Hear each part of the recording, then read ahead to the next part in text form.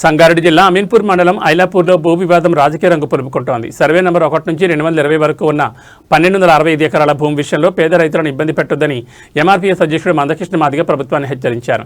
ఈ రోజు హైకోర్టు అడ్వకేట్తో కలిసి వివాదాస్పద భూములను పరిశీలించిన మందకృష్ణ మాదిగ బాధిత రైతులను పరామర్శించారు. ఐలాపూర్లో ఉద్రిక్త పరిస్థితులు నెలకొన్న నేపథ్యంలో ఆయన పర్యటనకు ప్రాధాన్యత ఏర్పడింది. వివాదంతో సంబంధం లేని రైతులను రెవెన్యూ, హైడ్రా అధికారులు భయభ్రాంతులు గురిచేస్తున్నారని తీవ్ర ఆగ్రహం వ్యక్తం చేశారు. హైడ్రా ఏ నిబంధనల ప్రకారం పనిచేస్తుందో ముఖ్యమంత్రి రేవంత్ రెడ్డి స్వయంగా సమీక్షించాలని డిమాండ్ చేశారు. కోర్టులో కేసులు ఉన్నప్పుడు తుది తీర్పు వచ్చే వరకు అధికారులు సంయమనం పాటించాలని సూచించారు. లీగల్ హక్కులున్న రైతులను ఇబ్బంది పెడితే సహించబోమని హెచ్చరించారు. భూ వివాదాల తర్వాత పరిష్కారం కోసం హైడ్రా పరిధిలో ప్రత్యేక కోర్టు ఏర్పాటు చేయాలని ప్రభుత్వాన్ని కోరారు. హైడ్రా జోక్యం వెనుక ప్రభుత్వం ప్రమేయం ఉందనే అనుమానాలను సీఎం నివృత్తి చేయాలని అన్నారు. రైతుల హక్కులకు భంగం వాటిల్లితే పెద్ద ఎత్తున పోరాటం చేస్తామని మందకృష్ణ మాదిగ స్పష్టం చేశారు. ఐలాపూర్ భూములపై ప్రభుత్వం వెంటనే స్పందించి పేద రైతులకు న్యాయం చేయాలని డిమాండ్ చేస్తున్నారు.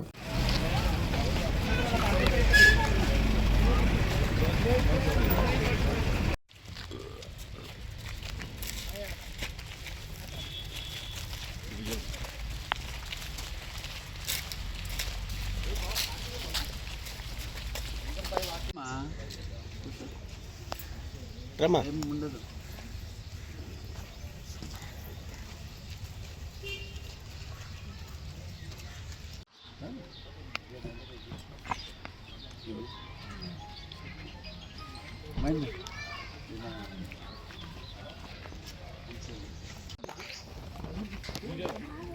ఇక్కడికి వచ్చేంత వరకు ఏంటి అనే విషయం నాకు తెలియదు.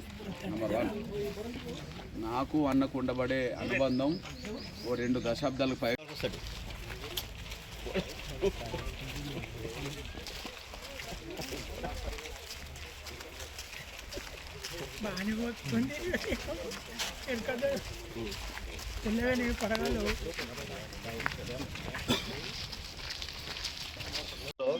హైడ్రా 2 years అవుతుంది కౌంటర్ ఫైల్ చేయడం లేదు.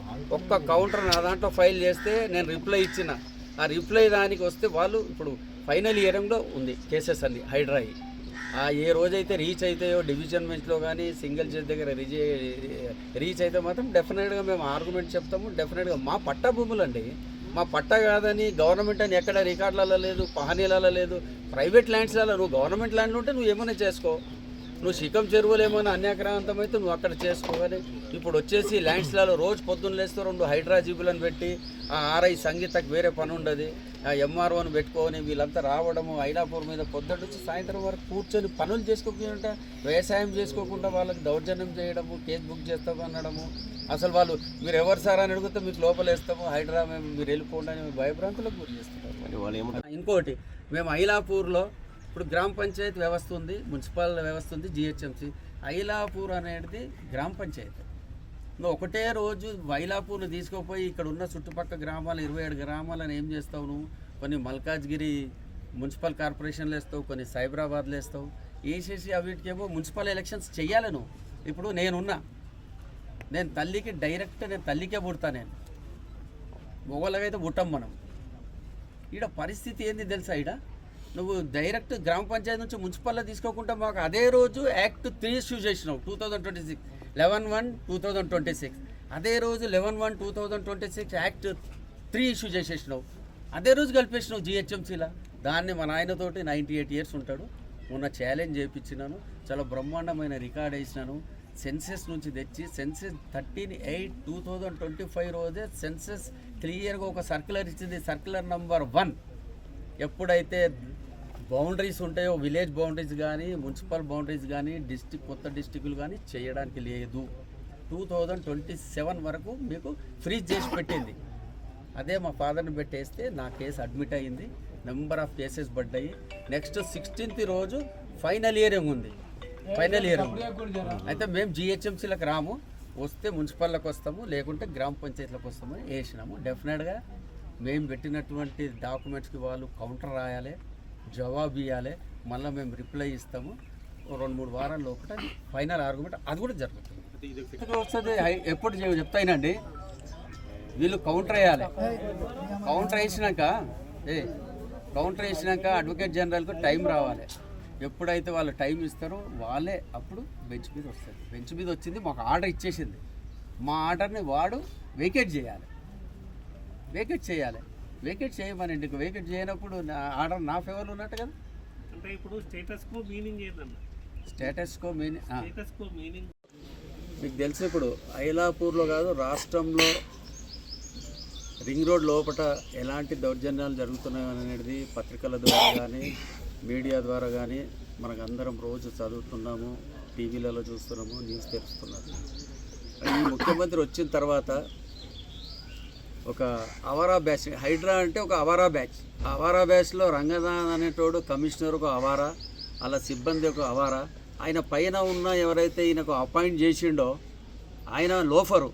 ఈ లోఫరు అవారాగాళ్ళు కలిసి ఏం చేస్తారంటే ఈ బీద రైతుల భూములు, దళిత భూములు ఎట్లా కొట్టేయాలి, ఈ భూములతోటి ఎట్లా ప్రభుత్వం వ్యాపారం చేయాలి, ఎట్లా లాక్కోవాలనేది ఒక ఎజెండా నడుస్తుంది. కాబట్టి హైడ్రావుడ్ అనేది ఫస్ట్ జీవో తీస్తే 2023లో దాన్ని ఫస్ట్ డి లక్ష్మి ద్వారా, మన గ్రామస్తురాలైన డి లక్ష్మి ద్వారా ఛాలెంజ్ చేసి దాంట్లో మనం స్టే తీసుకున్నాం.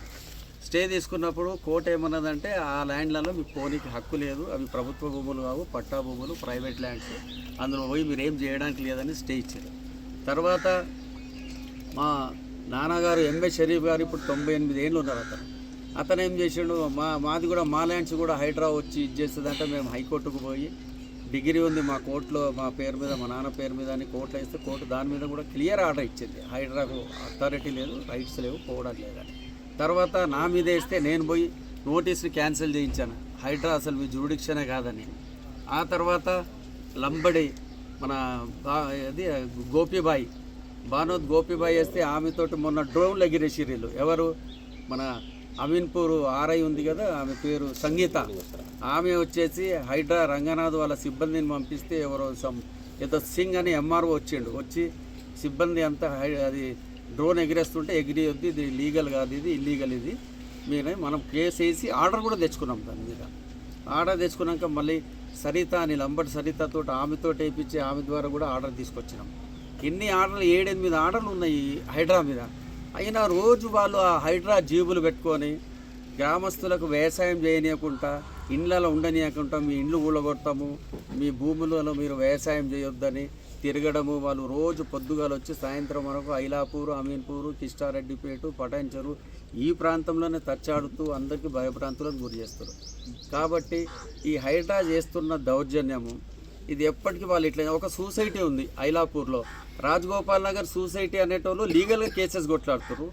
ఐలాపూర్ రాజగోపాల్ నగర్ అని ఒక 1 year బ్యాక్ ఒక కొత్త సొసైటీ రిజిస్ట్రేషన్ చేసి వాళ్ళు హైడ్రా ఛాంబర్లో ఎప్పుడు గవర్నమెంట్ తోటి మీటింగ్ అయితే కలెక్టర్ కానీ వీళ్ళు కూర్చున్నప్పుడల్లా, ఎంఆర్ఓ గిట్ల ఉన్నప్పుడల్లా ఆ ఐలాపూర్ రాజగోపాల్ నగర్ అనేటోళ్ళు పోయి ఆడ కూర్చొని ఈ హైడ్రా రంగనాథ్తో ఆడ ఏం లావాదేవీలు చేసుకుంటున్నారో తెలియదు. ఆయన అన్నాడంట, ఈ సొసైటీ ల్యాండ్ నేను మీకు ఇప్పిస్తా, ఈ ల్యాండ్ మీకు వస్తుంది అని చెప్పిండంట. ఆడనే తిరుగుతున్నారు. కాబట్టి వాళ్ళకి ఏదో లావాదేవీలు నడుస్తున్నాయి అన్నట్టు కూడా పబ్లిక్లో అది వినిపించింది. అది విన్నాం కూడా, చూద్దాం, దానికి ఎవిడెన్స్తో సహా మనం ప్రొడ్యూస్ చేద్దాం. అలాగనే ఇప్పుడు గత వారం రోజుల నుంచి హైడ్రా సిబ్బంది ఐలాపూర్కి రావడము, టెంపుల్, ఏ టెంపుల్లో అది మన మల్లన్న టెంపుల్ దగ్గర, ఆ శివుని టెంపుల్ దగ్గరికి రావడము, కార్లు పెట్టుకోవడము, వీడియో ఫోటోలు వేయడము, మళ్ళీ వాళ్ళు డ్రోన్స్ నడిపించడం, అవన్నీ చేస్తున్నారు. వాళ్ళు ఇల్లీగల్ యాక్టివిటీస్ చేస్తున్నారు హైడ్రా. కోర్టు ఏమన్నది, రిట్ అపీల్లో పెండింగ్ ఉంది, కోర్టులో బ్యాచ్ కేసెస్ పెండింగ్ ఉన్నాయి, కోర్టులో 50 కేసులు పెండింగ్ ఉన్నాయి. రిట్ నెంబర్ 115, 114 ఆఫ్ 2013 పెండింగ్ ఉన్నాయి. వీటిని పక్కకు పెట్టేసి కోర్టు క్లియర్గా చెప్పింది, రిట్ అపీల్లో కూడా చెప్పింది హైడ్రా రావడానికి వీలు లేదని చెప్తే కూడా ఎన్నిసార్లు మొట్టకాయలు వేసినా కూడా ఆయన అదే ధోరణిలో నడిపిస్తున్నాడు. కాబట్టి మనము నిన్న గ్రామస్తులు కూడా నాకు ఫోన్ చేయడం జరిగింది, కాబట్టి నేను ఇవాళ రావడం జరిగింది. కృష్ణన్న కూడా వస్తే నేను రండాన, వాళ్ళు అసలు వాళ్ళ సమస్య ఏముందో ఒకసారి చూసి మాట్లాడేసి వద్దామని కృష్ణన్నను కూడా నేను ఆహ్వానిస్తే నేను చెప్పగానే ఇమీడియట్గా కృష్ణన్న రావడం జరిగింది. కాబట్టి ఈ హైడ్రా అనేటోడు పూలగొట్ట, వాడు చేయాల్సింది ముఖ్య పని ఏంటంటే, వాడు ఎక్కడైతే కుంటలు, చెరువులు, శిఖములు ఉంటాయో అక్కడ ఎఫ్టీఎల్ ల్యాండ్ అనేది వాడు ఫిక్స్ చేయాలి, బఫర్ జోన్ ఫిక్స్ చేయాలి. అవి ఏమన్నా అన్యాక్రాంతమైతే, ఏదన్నా అది గ్రాబ్ అయితే అవిటిని ప్రొటెక్ట్ చేసుకోవాలి. వాళ్ళ జీవోలో క్లియర్గా రాసి ఉంది, అది చేయడాయన. ఎవడో పోయి కంప్లైంట్ ఇస్తేనంట ఓన్లీ వాడు ఏం చేస్తుండే, ఏదైనా హౌసింగ్ సొసైటీ, హౌసింగ్ లేఅవుట్ ఉంటే దాని మీదనే పడుతున్నాడు వాడు. ఎందుకంటే దాంట్లో లావాదేవీలు నడిస్తే మనకి డబ్బులు వస్తాయి, అన్ని విధాల్లో మళ్ళీ వాళ్ళు మూటలు తయారు చేసి పైకి పంపించచ్చు అనే లోఫర్ గ్యాంగు, ఈ అవరా గ్యాంగు 2 కలిసినాయి. ఈ రంగనాథ్ అనేటోడు అన్నీ నాకే తెలుసు అంటాడు. రజనీకాంత్ టీవీ9 సోదరుడు ఉన్నాడా ఇక్కడ? రజనీకాంత్ టీవీ9 సోదరుడు మొన్న ఇంటర్వ్యూ చేసిండు, చాలా మంచి ఇంటర్వ్యూ చేసిండు రంగనాథ్కు. రంగనాథ్ చెప్పిన అన్ని అబద్ధాలు అనేది అది జనాలకు తెలిసిపోయింది, అది అందరికి తెలిసిపోయింది. అందులో ఆయన ఏమంటాడు, ఒక బ్రజేష్ కుమార్ది ఒకటి వర్జాటి జడ్జిమెంట్ ఉంటే నోటీస్ ఇవ్వద్దు, ఏది ఇవ్వకుండా మేము తీసుకోపోతాం. నా జడ్జిమెంట్ కూడా మీకు ఆల్రెడీ ఇంతకుముందు చూపించినా మళ్ళీ మీకు చూపిస్తా, అందులో క్లియర్గా ఉంది. నువ్వు ఏది చేయాలన్నా నోటీస్ ఇవ్వకుండా డ్యూ ప్రాసెస్ ఆఫ్ లా చేయకుండా చేయడానికి లేదనేది క్లియర్ జడ్జిమెంట్ ఉంది. రజనీకాంత్ అడిగిండు కూడా, నీళ్ళే శిఖం భూమిలో కట్టినావు ఆ రోజుల్లో, అంటే 40 ఏళ్ల కింద మా నాన్న కట్టిండని తప్పించుకుంటాడు. మళ్ళీ అసదుద్దీన్ ఓవైసీది, అక్బరుద్దీన్ ఓవైసీది ఫాతిమా కాలేజ్ ఉంది, ఆ ఫాతిమా కాలేజ్ని కూలగొట్టమనండి చెరువు నడుమ కట్టిండు ఆయన. ఏమనంటే వాళ్ళ దగ్గర పోనీ చేత కాదు, మనలాంటి వాళ్ళ దగ్గరికి రావడము. మేము ప్రజలారా, మీరు సోదరులారా, మీరు ఏం భయపడొద్దు. వాళ్ళకు మీ మీద కేసు చేసే పవర్సు ఐపీసీలో కానీ సిపిసిలో కానీ ఎక్కడ రాసిలేదు. ఇంకోటి మీ మీద కేసు అవుతుంది, ఎఫ్ఐఆర్ అవుతుంది, తీసుకొని పోయి లోపలేస్తారన్న భయంలో ఉన్నారు మీరు. వాళ్ళు వస్తే వాళ్ళని గల్లబట్టి వాళ్ళ బండి ముందు బండి నిలబెట్టి మీరు ఎందుకు వచ్చారు? ఈ విలేజ్లో గవర్నమెంట్ ల్యాండ్ ఉంటే గవర్నమెంట్ ల్యాండ్ మీరు ఏదైనా చేసుకోను.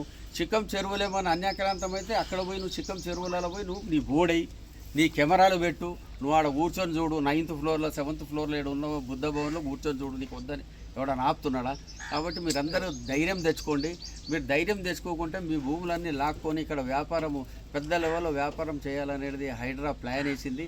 దాని వెనకాల కూడా కొంతమంది బడా బాబులు ఉన్నారు, వాళ్ళతోటి నెగోషియేషన్స్ మాట్లాడడం అవన్నీ జరుగుతున్నాయి. కాబట్టి నేను మీ మీడియా సోదరుల ద్వారా మీ అందరికీ ప్రెస్ ద్వారా కోరుకునేది ఏంటంటే, దీని మీద జరుగుతున్నది ఒకటి, హైడ్రావాడు తిరిగి ఇక్కడంతా చేసేది ఒకటి. అంటే హైడ్రావాడు కూడా ఒక ఏజెంట్గానే పనిచేస్తున్నాడు ప్రభుత్వానికి, వాడు ఒక గవర్నమెంట్ ఆఫీసర్గా పనిచేయడం లేదు. రంగనాథ్ అంటేనే నేను అంటున్నాను కదా, అవారా బ్యాచ్కి ఆయన పెద్ద లీడరు, ఆయన నాయకత్వం వహిస్తాడు అవారా బ్యాచ్కి. ఆయన ఏ పోస్టింగ్లు ఉన్నా కూడా, ఇంకోటి జీవోలు ఉన్నది, నువ్వు నాన్ క్యాడర్ నుంచి వచ్చిన ఐపీఎస్ ఆఫీసర్ని ఈ హైడ్రా దాంట్లో ఈ జీవో 99లో అపాయింట్ చేయడానికి కమిషనర్ లేనేలేదు. డైరెక్ట్ ఐపీఎస్ డైరెక్ట్ ఐఏఎస్ ఆఫీసర్ని అపాయింట్ చేయాలి అని క్లియర్గా రాస్తుంది. అయినా అందులో చేయకుండా ఈయనని పెట్టి ఈయన ద్వారా వాళ్ళకి లాభం ఏముంది తెలియదు చేస్తున్నారు. కాబట్టి నేను మీ ద్వారా కోరుకునేది ఏంటంటే, ఈ ఐలాపూర్ విలేజ్లో కానీ కిష్టారెడ్డిపేటలో కానీ అమీన్పూర్లో కానీ వాళ్ళు వచ్చి క్లియర్గా కోర్టు చెప్తుంది, మీరు బఫర్ జోను ఎఫ్టీఎల్ ఫిక్స్ చేసిన తర్వాతనే మీరు ఆ ల్యాండ్స్లలో పోవాలి, ఆ ల్యాండ్స్లలో చేయాలని. అది ఫిక్స్ చేయడం లేదు, అది ఇల్లీగల్గా చేసుకుంటూ భూములకు వచ్చేసి ఇది మేము సివిల్ కోర్ట్ పవర్స్ ఉన్నాయి, మాకు హైకోర్టు ఏం చేయదు, హైకోర్టు జడ్జిలు మాకు ఎప్పుడు చివాట్లో వేస్తుంటారు, మొట్టకాయలు వేస్తుంటారు, మేము చేసేది చేస్తాము, మాకు సివిల్ కోర్ట్ పవర్స్ ఉన్నాయి, మేము ఇట్లనే చేస్తాము, కేసులు బుక్ చేస్తాము, మీ ల్యాండ్లన్నీ లాక్కుంటాము, బోర్డులు వేస్తాము, ఫెన్సింగ్ వేస్తామన్నారు. వాళ్ళకి ఎలాంటి రైట్ లేదు, అగ్రికల్చర్ చేయనీయడం లేదు. ల్యాండ్స్ ఎక్కడైనా అగ్రికల్చర్ రైతు చేస్తున్నాడంటే ట్రాక్టర్ నడిపిస్తుండంటే వచ్చి ఆపేస్తారు, మీరు ఇది నడిపియొద్దు, ఏముంది చెప్పు అంటే కోర్టులో కేసు ఉంది మేము కొట్లాడుతున్నాము అంటే లేదు ఒక సొసైటీ ద్వారా మాకు కంప్లైంట్ వచ్చిందని అంటారు. నా మీద కూడా కంప్లైంట్ వచ్చిందంటే ఆర్టీఐ కింద నేను కంప్లైంట్ కాపీ అప్లై చేస్తే ఇవ్వకుంటే హైకోర్టులో వాళ్ళు కౌంటర్లు వేస్తే ఆ కౌంటర్ తీసుకొని చూస్తే నా మీద కంప్లైంట్ లేదు. ఎలాంటి కంప్లైంట్స్ ఐలాపూర్ దాని మీద ఎక్కడ లేవు. కంప్లైంట్ ఉన్నోడు ఏదైనా కంప్లైంట్ ఇస్తే వాన్ రైట్ ఏముందో ఆ రైట్ చెప్పమనండి, దానికి మేము అన్నిటికీ రెడీ. కోర్టులో కేసు అయ్యేంత వరకు రిట్ అప్పీల్ పెండింగ్ ఉంది డివిజన్ బెంచ్లో, అది అయ్యేంత వరకు ఈ ల్యాండ్స్ డిసైడ్ అనేది కోర్టు చేయాలి, రంగనాథ్ కాదు ఈ ప్రభుత్వం కాదనేది. మండల పరిధిలోని ఐలాపూర్ గ్రామానికి సంబంధించిన 1 నుండి 220 సర్వే నంబర్ పరిధిలో ఉన్న 1200 ఎకరాలకు పైగా ఉండబడే భూముల్లో రాష్ట్ర ప్రభుత్వం హైడ్రా ఏ నిర్ణయం తీసుకోదలుచుకున్నా అది రైతులను ప్రజలను భయభ్రాంతులు చేసే విధంగా ఉండకూడదని, అది హైడ్రా అయినా హైడ్రా నిబంధనల పరిధిలోనే భయభ్రాంతులు గురిగాని పద్ధతిలోనే వ్యవహరించాలని, రెవెన్యూ డిపార్ట్మెంట్ కూడా కోర్టు పరిధిలో ఉండబడే వివాదాస్పద భూముల అంశాలని అంతిమంగా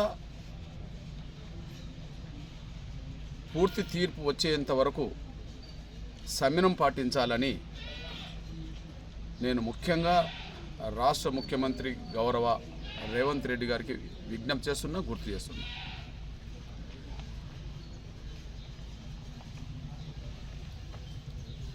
ఈ 220 వరకు ఉండబడే సర్వే నంబర్ పరిధిలో 1 నుంచి ఈ 1200 ఎకరాలకు పైగా ఉండబడే భూముల్లో వ్యవసాయ భూములు ఉన్నాయి, లేఅవుట్కి సంబంధించిన జరిగినవి ఉన్నాయి, అదే సమయంలో ఇనాం భూములు ఉన్నాయి,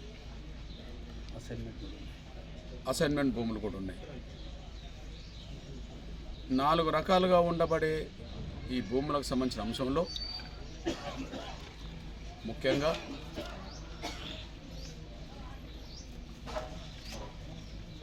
వివాదాస్పద భూముల పేరుతో కోర్టులో విచారణ జరుగుతున్నది.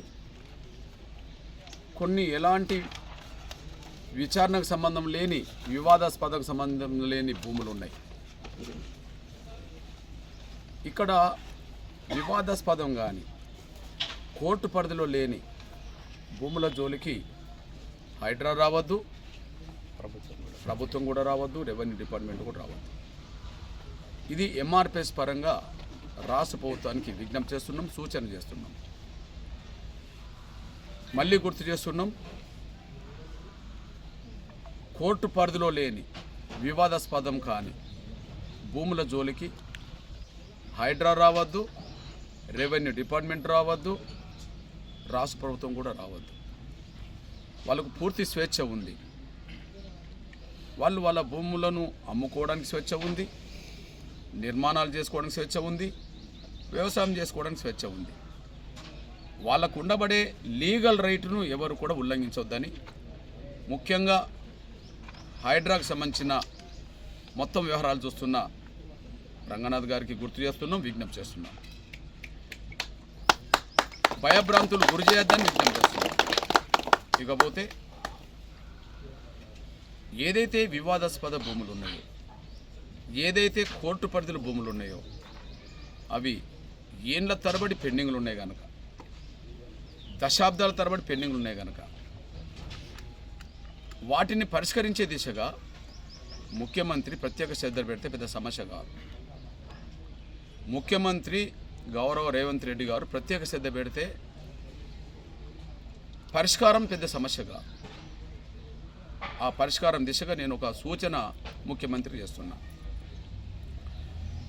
ఇది ఐలాపురం గ్రామానికి సంబంధించిన విషయమే కాదు. పేపర్లో, మీడియాలో హైడ్రా నిబంధనల పరిధిని ఉల్లంఘించి ముందుకు సాగుతున్నదని పేపర్లు, టీవీలు మొత్తుకుంటున్నాయి. హైడ్రా ఏ నిబంధనల పరిధిలో పనిచేయాలో, వాళ్ళకు ఉండబడే ఏ అధికారాల పరిధిలో అయితే పనిచేయాలో వాటిని అధిగమిస్తున్నట్టుగా పేపర్లో, టీవీల్లో లేదా వివిధ రాజకీయ పక్షాలు, సంఘాల నుంచి, బాధితుల నుంచి స్టేట్మెంట్లు వస్తున్నాయి. ఈ నేపథ్యంలో నేను ముఖ్యమంత్రి గారికి విజ్ఞప్తి చేస్తున్నా, ముందు హైడ్రా పరిధిలోనే పనిచేస్తుందా, పరిధిని అధిగమించి ఉల్లంఘిస్తుందా అనే విషయాన్ని ఒకసారి ముఖ్యమంత్రి లెవెల్లో, రెవెన్యూ శాఖ లెవెల్లో, కలెక్టర్ పరిధి లెవెల్లో, ఎంఆర్ఓ పరిధి లెవెల్లో ఒకసారి పూర్తి సమీక్ష చేయాలని చెప్పి, అందుకోసం ఒక గంట కానీ ఒక రోజు కానీ ఒక ప్రత్యేక శ్రద్ధ పెట్టి టైం ఇవ్వాలని చెప్పి సమీక్ష చేయాలని చెప్పి నేను ముఖ్యమంత్రి గారికి గుర్తు చేస్తున్నాను. రెండోది, ఈ హైడ్రా ఏ స్థాయి పరిధి ఉందో, హైడ్రా పరిధిలో ఉండబడే భూములు ఏదన్నా వివాదాస్పదం ఉంటే లేదా కోర్టు పరిధిలో ఉంటే వాటిని ప్రత్యేక శ్రద్ధతో పరిష్కరించే విధంగా రాష్ట్ర ముఖ్యమంత్రి చొరవ తీసుకోవాలని కోరుతూ అందుకు ఒక అప్పీల్ చేస్తున్నాను నేను.